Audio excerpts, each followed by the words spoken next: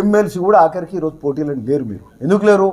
మిమ్మల్ని మరొకసారి ఈవిడికి 2 సార్లు తిరస్కరించారు. ఇక మళ్ళీసారి మళ్ళీ ఇక ఇజ్జత్ పోయేటట్టుందని మళ్ళీ ఎమ్మెల్సీ కూడా ఈరోజు నిలబడే శాతం అయితే లేదు, దమ్ము లేదు. అక్కడ కొడంగల్ పోయి మాట్లాడుతున్నారు వీళ్ళు. కొడంగ ఆడ కోసుకెళ్ళినా ఎక్కడో రైతు సదస్సు ఏదో పెట్టారు. ఏం అవసరం వచ్చింది రైతు సదస్సు? ఇప్పుడు పెడతారా రైతు సదస్సు?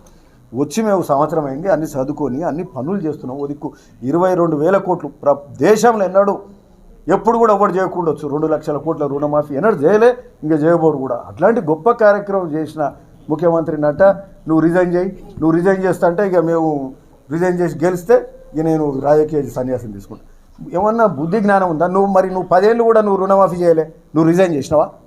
10 ఏళ్లలో ఒక్క పేదోనికి ఒక ఇల్లు కట్టేయలే, నువ్వు రిజైన్ చేసినావా? అంటే ఏం ఛాలెంజ్లు ఏంది ఇది? ఏమన్నా సోయుండి మాట్లాడుతున్నాడా కేటీఆర్ అని అడుగుతున్నాం.